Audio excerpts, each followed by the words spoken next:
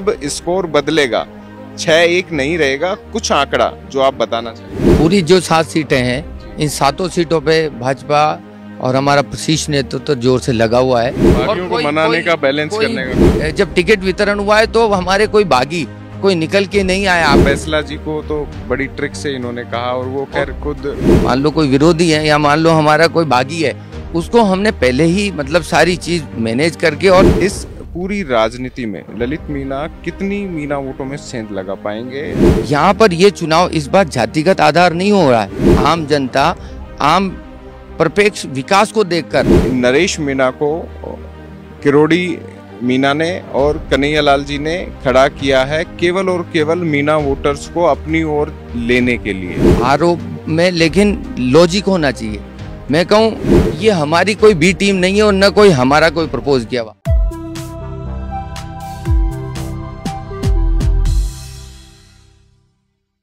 सात विधानसभा सीटों पर उपचुनाव है और देवली उनियारा की सीट चर्चा में है। चर्चा में इसीलिए कि इस सीट पर सचिन पायलट अभी तक प्रचार करने नहीं आए हैं, जबकि ये टोंक जिले में है। हरीश मीणा के कहने पर टिकट दी गई है और हरीश मीणा पायलट कैंप के व्यक्ति माने जाते हैं, लेकिन पायलट नहीं आए हैं। दौसा में जरूर डीसी बैरवा के पास गए हैं। तो इसका फायदा क्या बीजेपी को होगा या नरेश मीणा की वजह से सचिन पायलट नहीं आ पा रहे? ये राजनीतिक गलियारों के साथ साथ नुक्कड़ सभाओं और गांव की चौपालों पर भी सुनने को मिल रहा है। खैर, ये राजनीतिक चर्चाएं हैं, इन पर ज्यादा नहीं जाते। हमारे साथ विधायक ललित मीणा है, इनसे पूछते हैं कि सत्ता खुश है इस वक्त कि 7 सीटों में से 1 सीट उनके पास थी, लेकिन अब स्कोर बदलेगा, 6-1 नहीं रहेगा, कुछ आंकड़ा जो आप बताना चाहें। पूरी जो 7 सीटें हैं, इन 7 सीटों पे भाजपा और हमारा शीर्ष नेतृत्व तो जोर से लगा हुआ है। और आम जनता इस राजस्थान की पिछले 10 महीने से जो भजन लाल जी सरकार ने जो जनता के बीच में काम किए हैं, उनको लेके हम धरातल पे गए हैं और उनको नीचे आम जनता, उससे आम जनता को राहत मिली है। उसको देखते हुए जनता का रुख उपचुनाव में भारतीय जनता पार्टी को वोट देने का मन बना चुका है।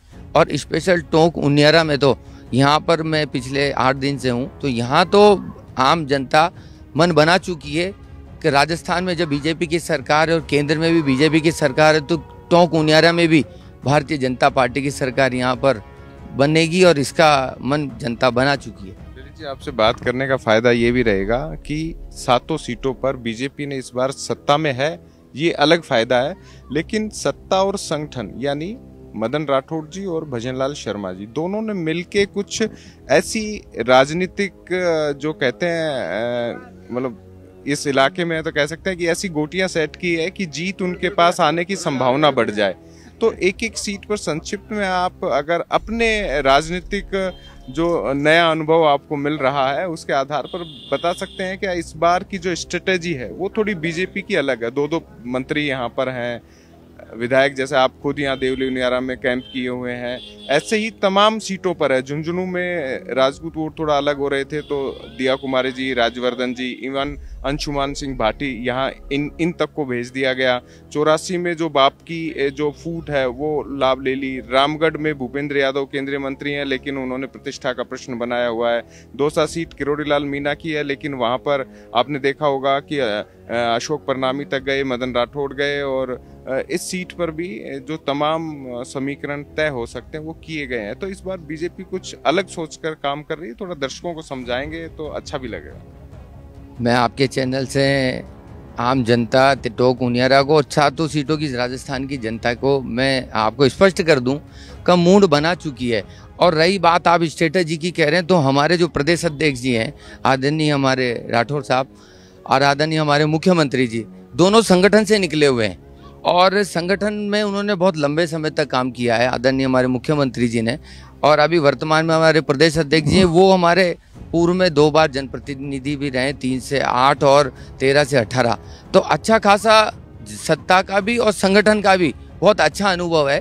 तो उसका लाभ हमको 7 सीटों पे मिल रहा है। उसको देखते हुए शीर्ष नेतृत्व ने, हर सत्ता दल और विपक्ष जो भी होता है, हर पार्टी अपने अकॉर्डिंग प्लानिंग और गोटियां सेट कर दी है। तो हमको अनुभव मिल रहा है हमारे शीर्ष नेतृत्व का, जिन्होंने इस संगठन को खड़ा किया है।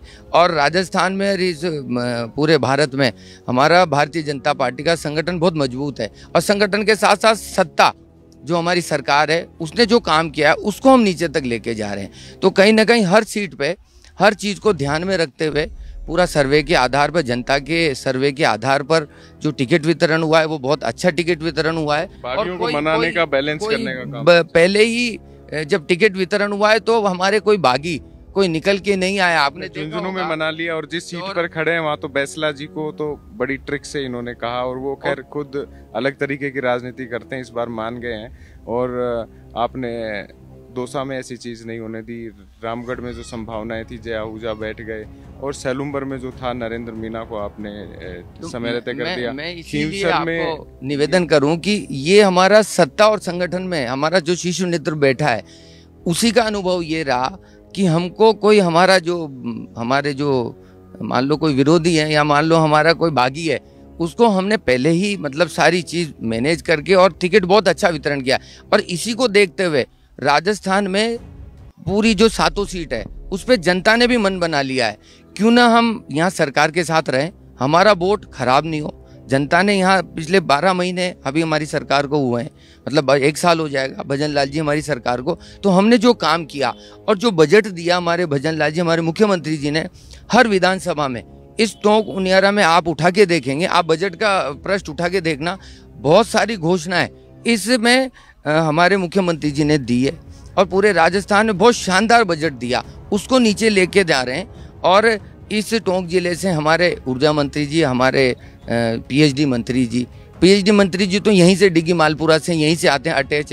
तो आम जनता और ये राजस्थान की जनता बहुत टैलेंटेड और समझदार है, वो अपना वोट खराब भी नहीं करेगी और सरकार और सत्ता के साथ रहेगी, वो विकास को वोट देगी और सरकार को वोट देगी। अब एक फैक्टर पे बात कर लेते हैं, जिस सीट पे हैं उस पे बात कर लें। बड़ी चर्चा में है, चर्चा में होती नहीं, एक तरफा माहौल दिख रहा था। या तो चूंकि वोट करीब 3 लाख है यहाँ, जहाँ आंकड़ों की बात है 60 हज़ार SC ST और करीब 50 हज़ार गुजर, बाकी 15-17 हज़ार मुस्लिम है, इतने ही ब्राह्मण है, इतने ही राजपूत वोटर्स यहाँ पे अलग अलग तरीके की तमाम जो जातियाँ हैं वो हैं। लेकिन ये सीट जातिगत आधार पर इसीलिए हमेशा रही कि कांग्रेस ने उस कास्ट को समझा कि मीना को वोट देंगे तो ज़्यादातर उस पक्ष में रहेंगे। और हरीश मीना की राजनीति भी इसलिए पिछली बार विरोध होते हुए भी वो चुने गए और अब लोकसभा भी भेज दिए गए।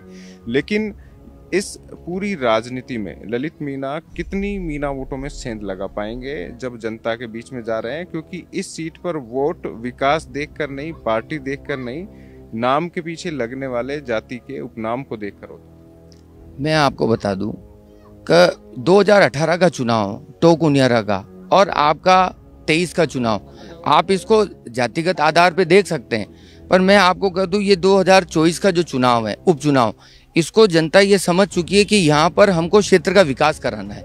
यहाँ पर ये चुनाव इस बार जातिगत आधार नहीं हो रहा है, ये इस बार चुनाव आम जनता, आम प्रपेक्ष विकास को देखकर, क्योंकि केंद्र में बीजेपी की और स्टेट में बीजेपी की। आपका ये कहना है कि यहाँ मीना या गुजर नहीं, सरकार यहाँ है, ये देखा जाएगा।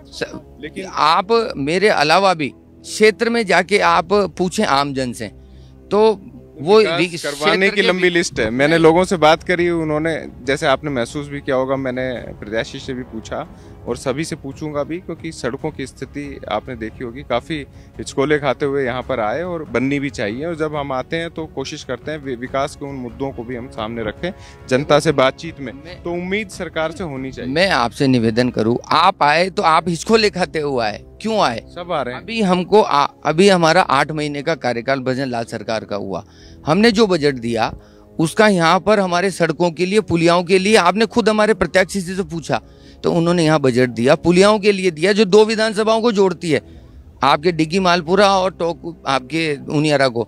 और हमारे जो पिछले 5 साल का कार्यकाल है, आप उसी को देख के आकलन लगा लें कि भाई वसुंधरा जी की जब सरकार थी बीजेपी की 13 से 18, हर गांव में गौरव पथ बने, किसान पथ बने, मिसिंग लिंक के लिए अलग से दिए, क्योंकि उस समय मैं खुद जनप्रतिनिधि रहा, तो उस समय हमारे सरकार ने उस समय बहुत विकास का काम किया। पिछले 5 साल में मैं भी 8 दिन से घूम रहा हूं, तो मैंने यही कहा कि पिछला 5 साल के कार्यकाल में सरकार थी, सरकार के एमएलए यहाँ थे, उन्होंने पिछले 5 साल में यहाँ काम क्या किया। आम जन से मैंने ये भी पूछा, तो आम जन ने कहा कि साहब कोई रेस्पॉन्सिबिलिटी हमारे बीच में कोई लेने वाला नहीं था। इसीलिए सवाल मेरा पहले यही था कि वो मीना गुजर देखकर वोट करते थे, विकास को नहीं देखते थे। इस बार विकास देख, इस बार विकास भी देख रहे हैं और सरकार के साथ भी रहना चाहते हैं, क्योंकि क्षेत्र में उनको कई सारी इस बार तकलीफें हैं।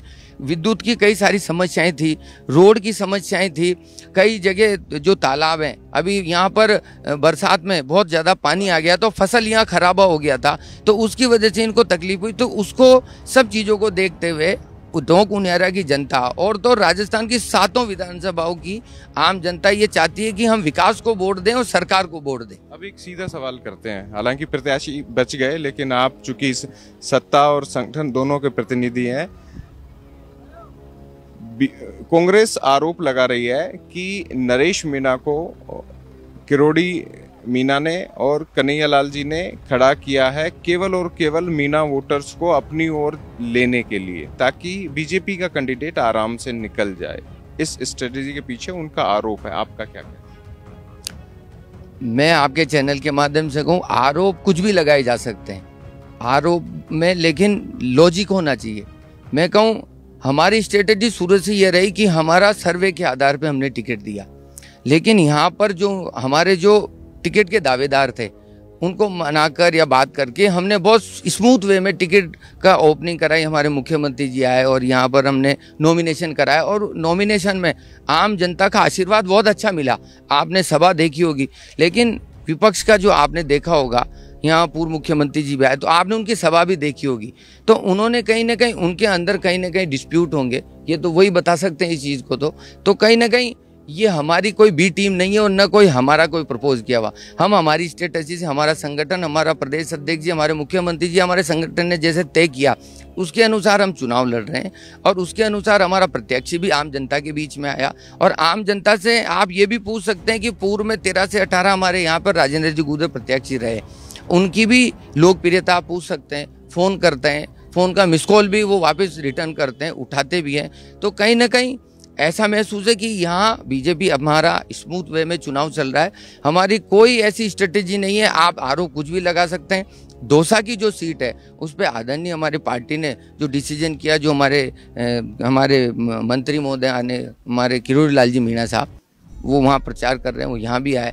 तो ऐसा कुछ नहीं है कि आप आरोप लगा दें उन्होंने खड़ा कर दिया, उन्होंने कर दिया, लेकिन आप देखेंगे तो हमारा स्मूथ है। हमारा कोई उनकी आपसी लड़ाई है, इसलिए वो अपने डिस्प्यूट लड़ाई का फायदा तो मिलेगा। अब ये तो आप 13 तारीख को देखना, जब 13 तारीख को वोटिंग होगा, 23 तारीख को जब रिजल्ट आएगा तो आपको अपने आप उनियारा की और यहाँ की हमारी जो जनता है, आम जनता, उसका रिजल्ट आपको दिखेगा। तो ये थे ललित मीणा, विधायक हैं और देवली उनियारा की जिम्मेदारी संभाले हुए हैं कि ज्यादा से ज्यादा वोटर्स को बीजेपी के खाते में लाए। लेकिन राजस्थान चौक यही कहता है 13 नवंबर मतदान का दिन है, मतदान स्थल तक पहुंचिएगा और लोकतंत्र के इस अधिकार का उपयोग कीजिएगा। वीडियो जर्नलिस्ट सुरेश शर्मा के साथ अंकित तिवारी, राजस्थान चौक, देवली उनियारा। मैं पूरे देश और प्रदेश और राजस्थान के सभी लोगों को हार्दिक बधाई और शुभकामनाएं देता हूं इस पावन पर्व दीपावली पर। प्रदेश के सभी व्यापार उद्योग जगत के लिए दीपावली के हार्दिक शुभकामनाएं और बधाई। महालक्ष्मी की कृपा आप सब पे बनी रहे। सभी प्रदेशवासियों को राजस्थान प्रदेश कांग्रेस कमेटी ओबीसी विभाग की तरफ से दीपावली की हार्दिक शुभकामनाएं। आने वाला वर्ष आपके लिए मंगलमय हो।